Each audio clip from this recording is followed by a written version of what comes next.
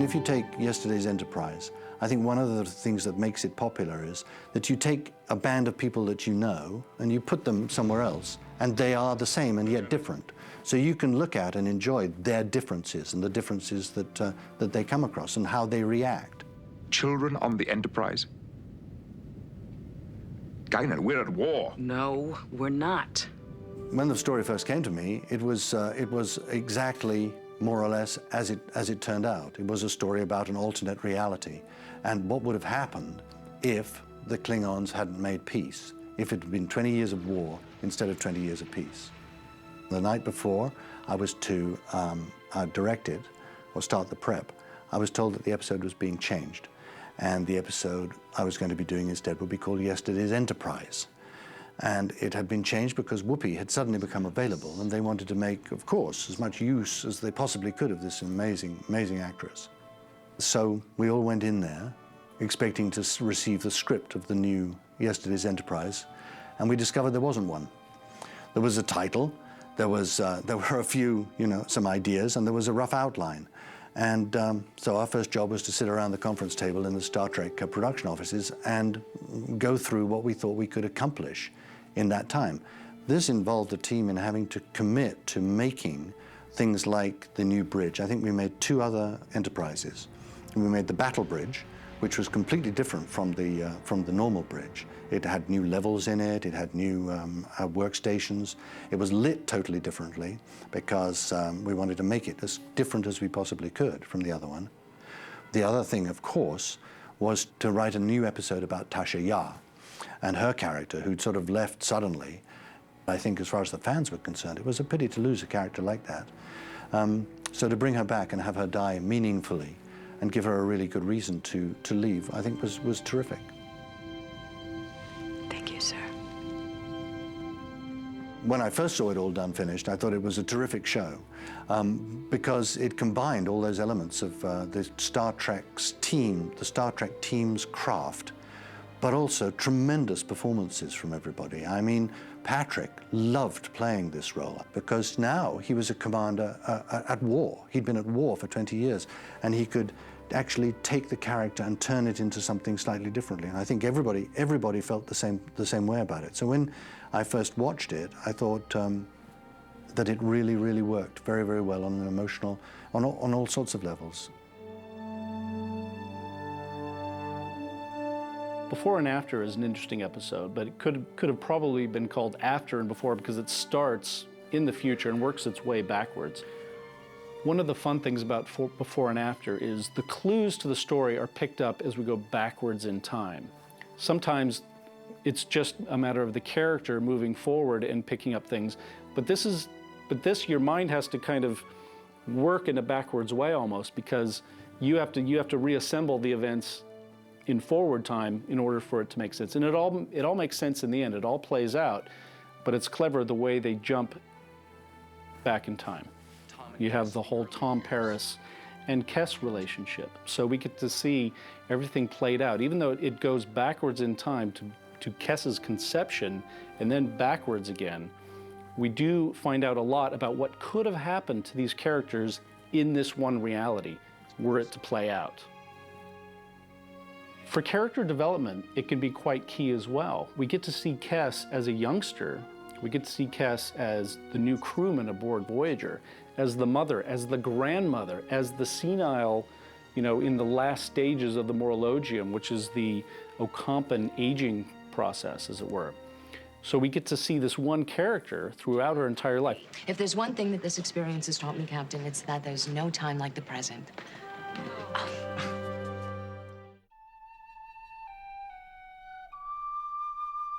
The Inner Light is maybe one of the most beloved of all episodes because we get to see Patrick Stewart playing this man who lives on this planet that we know nothing about. Inner Light was I think the most interesting acting challenge that I had throughout those 7 years of the episodes. Partly because I was Picard, and yet a Picard whose life had been changed by a changed environment, by living in a world that wasn't the Federation, by having a wife, children, grandchildren, I think, too, if I remember, and had lived a simple, modest, quiet existence on another world in which gradually the Federation just became like a half-remembered dream. And this is like a time compacting. It's this whole lifespan of this man from middle age to his death and his planet's death, and it's compacted into this 20 minutes. That's quite a clever storytelling device. I had the chance to develop the man that Picard might have been if his life had gone off in a completely different direction, which was very interesting. It dealt with family and most particularly dealt with friendship and what friendship means. One piece of trivia from this episode, The Inner Light, is that Patrick Stewart's real-life son, Daniel, played his son in the show.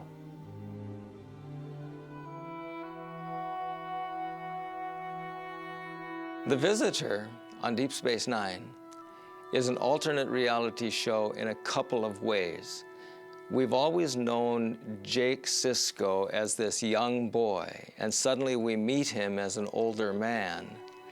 At the same time, Benjamin Sisko, his father, is living in some type of a subspace vacuum where he never grows old, and he's certainly experiencing an alternate reality that we experience with him. So there's multiple layers of alternate reality.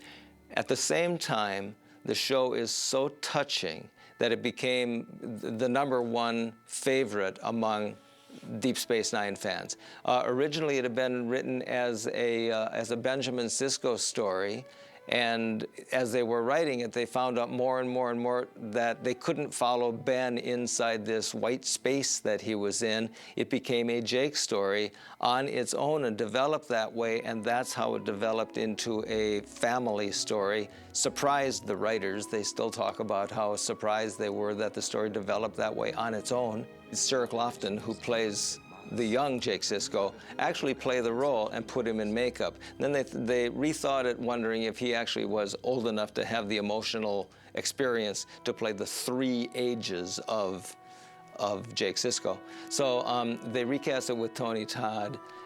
He did an amazing job. Never for a minute believed that he's actually half the age of the character that he was playing. It was beautiful.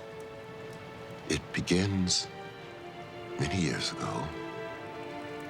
I was 18. And the worst thing that could happen to a young man happened to me. It came to me at an amazing time in my life. I had already been a guest star on Star Trek, playing Worf's brother, Kern. And I was raised by a single parent, my aunt. And I just finished a film, and I got news that my aunt had contracted cancer. So I had to go back to Connecticut, which is where I was raised, and care for her.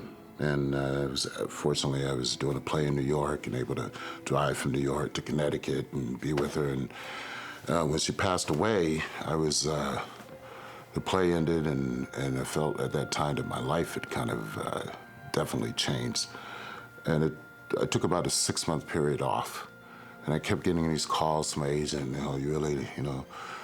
when are you gonna come back to Earth? When are you gonna be reality? I said, you don't understand, this is my reality.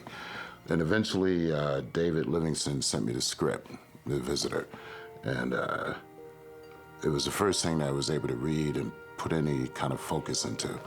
And I remember I went in for a meeting, and somehow the universe lined up and I got the role. And it was a cathartic experience for me because I was able to channel her energy, which is what I was bringing to playing that aged kind of older Jake Sisko. So it became my kind of living, loving Valentine to her.